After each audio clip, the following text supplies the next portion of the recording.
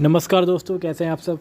तो दोस्तों आज हम देखेंगे सैमसंग गैलेक्सी A04s का लाइट सेक्शन और जो हमारा ग्राफिक सेक्शन है उसको हम डीप में नॉलेज करेंगे और एनालाइज करेंगे। और उसके बाद हम उसका स्कीमेटिक भी देखेंगे कि स्कीमेटिक में हमारी कौन कौन सी लाइन है जो हमारी हार्डवेयर सोल्यूशन में जैसे कि नहीं मिलती हैं, और हमें उसका स्कीमेटिक देखेंगे तो हमें वो मिल जाएंगी। और हाँ, जब आप एक बार ये वीडियो पूरी देखेंगे तो आई एम श्योर कि आप दोबारा कभी इसके जो LCD लाइट और ग्राफिक सेक्शन अगर कभी बनने के लिए आता है आपके पास तो उसे आप 100% बना पाएंगे। तो चलिए शुरू करते हैं। देखिए, पहले तो एक बात, जब भी आपके फ़ोन में लाइट नहीं आती तो पहले आप चेक करेंगे कि ग्राफिक आ रहे हैं कि नहीं आ रहे हैं। अगर ग्राफिक भी नहीं आ रहे हैं तो लाइट से पहले हम ग्राफिक सेक्शन पे काम करेंगे, क्योंकि अगर हमारा ग्राफिक नहीं आएगा तो हमारी लाइट भी नहीं बनेगी। तो ये हमने हार्डवेयर सोल्यूशन में ग्राफिक सेक्शन खोल रखा है, तो इसमें मैं ज़्यादा एक्सप्लेन नहीं करूँगा आपको। कुछ ये MIPI की लाइन है, MIPI की लाइन, ये डाटा की लाइन है, और हमारी ये नीचे ये डाटा की लाइन है। इनको चेक करना है। 78 पिन का ये हमारा LCD कनेक्टर है, तो ये हमारी डाटा की लाइन है, इनको चेक करना है। नीचे एक रीसेट LCD रीसेट है, इस पर हमारा 1.8 आएगा, इसको चेक करना है। और एक ये LCD ESD डिटेक्शन की पिन है, हमें इस पर भी चेक करना है, इस पर भी 1.8 आता है। तो ये दो पिन हमें चेक करनी है। और दो डाटा की लाइन हमारी ये है, LCD ID1 LCD ID2, तो इन पे भी, इसे भी हमें चेक करना है। दोस्तों ये जो MIPI की और LCD डाटा ID1 ID2 की जो लाइन है, इन सब पे जो GR है वो सेम आएगा। ठीक है दोस्तों।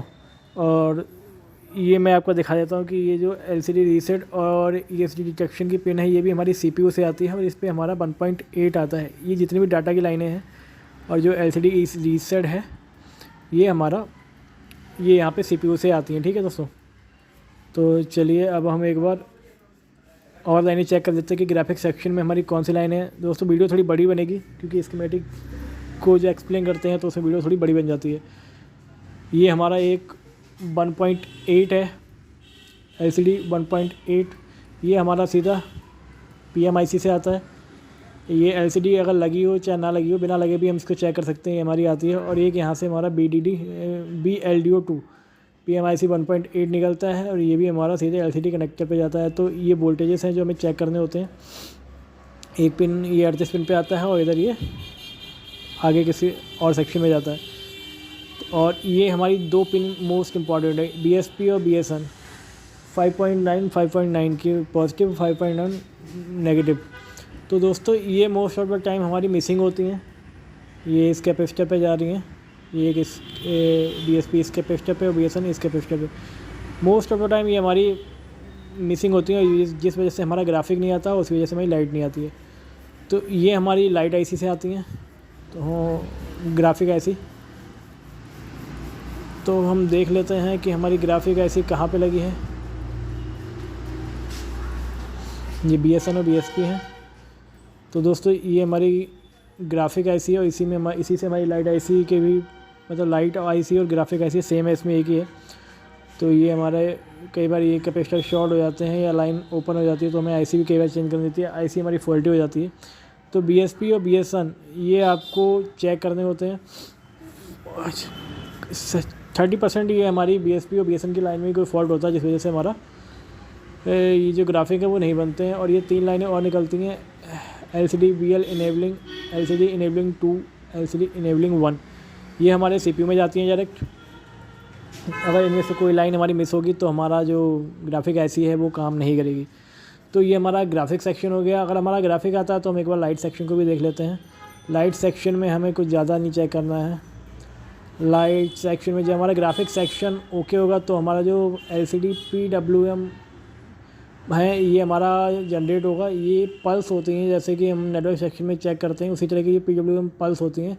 जब हमारा ग्राफिक सेक्शन एकदम ओके होगा उसके बाद ही ये PWM पल्स बनेगी, वरना ये नहीं बनेगी। तो ये बहुत इंपॉर्टेंट हमारी पिन है। क्या होता है, कई बार सब कुछ ओके होता है बट ये PWM पल्स हम चेक ही नहीं करते हैं, क्योंकि इस पर GR आ रहा होता है और वोल्टेज आता नहीं है, तो हम अपना जो ग्राफिक सेक्शन है उसे सही नहीं कर पाते हैं, या लाइट सेक्शन जो भी है। तो फिर इसको चेक करना बहुत ज़रूरी होता है। और ये हमारा सीधे LCD IC जो ग्राफिक IC है यहाँ से निकलता है, और यहाँ से दो हमारी LED कैथोड 1 LED कैथोड 2 ये भी यहीं से निकलती हैं और एलईडी एनोड की भी लाइन हमारी यहीं से निकलती है। तो ये हम देख लेते हैं कहाँ पे कौन सी पिन पे हमारी जाती हैं दोस्तों। अभी हम अपना स्कीमेटिक भी देखेंगे, उसमें हमें एकदम डीप नॉलेज मिलेगी। तो ये जो हमारी PWM है ये हमारा 62 पिन पे है। LCD कैथोड 1 हमारा 47 पे है। LCD कैथोड 2 हमारा 50 पे है।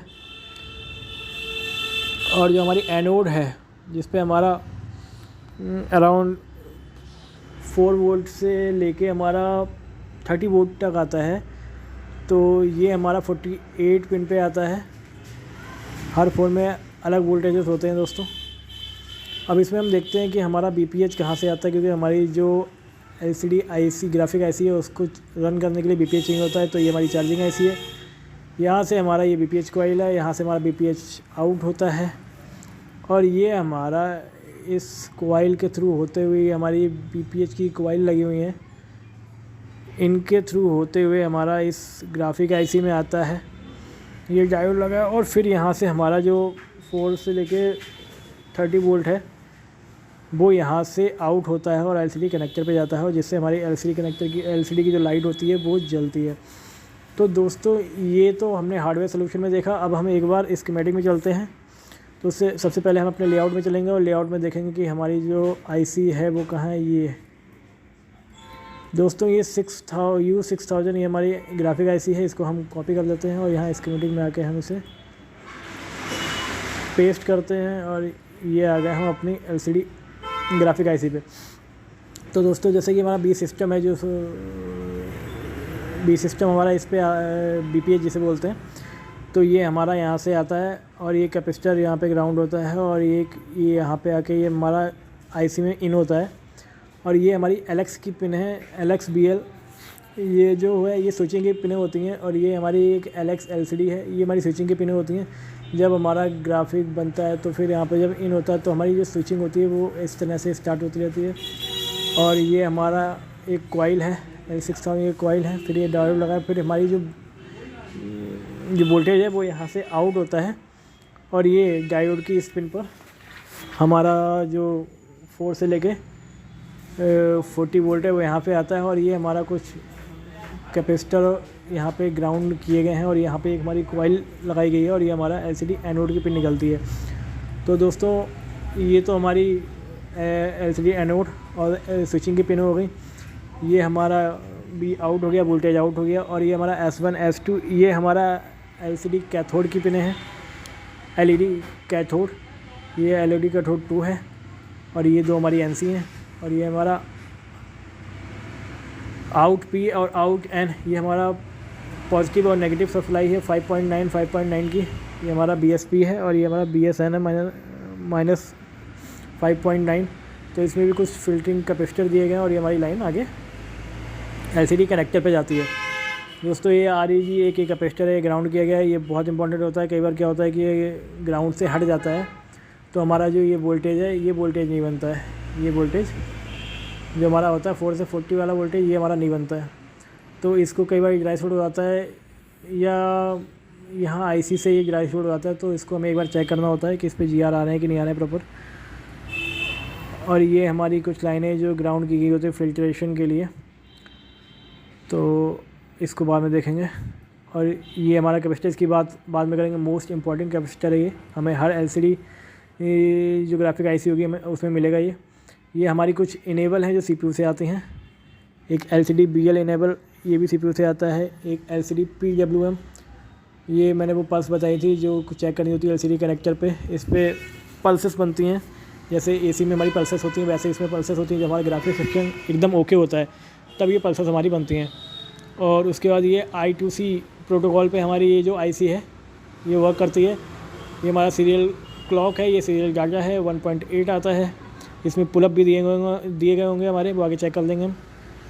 कैपेसिटर लगाए गए होंगे जो पुलअप के लिए लगाए जाते हैं। ये हमारा LCD इनेबलिंग 1 और ये LCD इनेबलिंग 2 है। तो दोस्तों ये हमारे इनेबल है जो CPU से आते हैं। और दोस्तों ये जो हमारा कैपेसिटर है 6008 ये बहुत इंपॉर्टेंट होता है। ये हमारा सीरीज में लगा हुआ होता है और इस पे एक साइड हमारा 4 वोल्टेज आता है तो दूसरी साइड उसका डबल यानी कि 8 वोल्ट आएगा। अगर एक तरफ 3 वोल्ट आएगा तो दूसरी साइड 6 वोल्ट आएगा। तो ये बहुत इंपॉर्टेंट होता है, हमें ये ज़रूर चेक करना होता है दोस्तों। कई बार हम सब कुछ चेक कर लेते हैं बट क्योंकि स्कीमेटिक नहीं होता है, हार्डवेयर सोल्यूशन में दिया नहीं गया होता है इसकी लाइन, तो जब हम स्कीमेटिक में चेक करते हैं तो हमारा ये कैपेसिटर में दिखता है और उसके बाद हम इसे चेक करेंगे तो डेफिनेटली हमारा जो फॉल्ट है वो सही हो जाएगा। तो इसको एक बार कॉपी करते हैं और लेआउट में आके हम यहाँ पे पेस्ट करते हैं ये। तो दोस्तों ये लगा है हमारा सीरीज़ में, ये कैपेसिटर है हमारा यहाँ पे सीरीज़ में। तो दोस्तों एक बार हम ज़रा ये I2C लाइन चेक कर लेते हैं, ये कहाँ कहाँ जाते हैं। ये देखिए दोस्तों, ये हमारे पुल अप दिए गए हैं इस पर 1.8 के। तो ये SCL SDA, तो ये सीरियल क्लॉक और सीरियल डाटा पे हमारे पुल अप रजिस्टर दिए गए हैं। इसको हम कॉपी करते हैं R4016 को और लेआउट में आके यहाँ पर हम पेस्ट कर देते हैं। तो हमें दिखेगा ये कहाँ पे है, कहाँ पे है, अरे कहाँ पे हो भाई, ये यहाँ पे है, यहाँ पे ये लिखा हुआ है इसलिए यहाँ पे नहीं दिख रहा है। एक ये है हमारा और एक हमारा और था, ये 4017, ये आसपास में लगे हुए हैं दोस्तों। ये 4017, ये 4016। तो ये जो हमारे पुल अप रजिस्टर लगे हुए हैं हमारे I2C लाइन में। तो आई होप दोस्तों हमारी जो LCD ग्राफिक सेक्शन था हमारा A04S का, तो वो आपको समझ में आया होगा दोस्तों। तो आशा करता हूँ दोस्तों ये वीडियो आपको समझ में आएगी। अगर वीडियो समझ में आई है तो हमारी वीडियो को लाइक करें और चैनल को सब्सक्राइब करें अगर फर्स्ट टाइम आए हैं। और आगे भी ऐसी वीडियो मिलती रहेंगी क्योंकि मैं भी जितनी वीडियो डालता हूँ उसमें थोड़ा बहुत स्कीमेटिक ज़रूर डालता हूँ ताकि आपको स्कीमेटिक समझने में भी आसानी हो। और बाकी हार्डवेयर सोल्यूशन तो हर जगह मिल जाता है दोस्तों। मेन नॉलेज होती है स्कीमेटिक, क्योंकि हमारा जो 90% फ़ोन सही सॉल्व होता है, फॉल्ट फाइंडिंग होती है वो स्कीमेटिक से होती है। हार्डवेयर सोल्यूशन हमें सिर्फ 10% ही फ़ोन फाइंडिंग सिखाता है, क्योंकि मैं तो जब भी चेक करता हूँ तो 90% हमारा जो हार्डवेयर सोल्यूशन होता है जो उसमें दिया होता है 100% ओके आ रहा होता है मेरे फ़ोन में। बट जब मैं स्कीमेटिक खोलता हूँ तो उसमें कुछ लाइन होती हैं जो हार्डवेयर सोल्यूशन में नहीं दी गई होती हैं। जब उनको चेक करता हूँ तो वहीं से फॉल्ट मुझे मिलता है। तो थैंक यू दोस्तों, वीडियो अगर आपने पूरा देखा है तो और थोड़ा सा भी समझ में आया तभी वीडियो को लाइक करें और चैनल को सब्सक्राइब करें। अगर समझ में नहीं आया तो स्किप कर सकते हैं। तो दोस्तों आशा करता हूँ आपको वीडियो पसंद आएगी।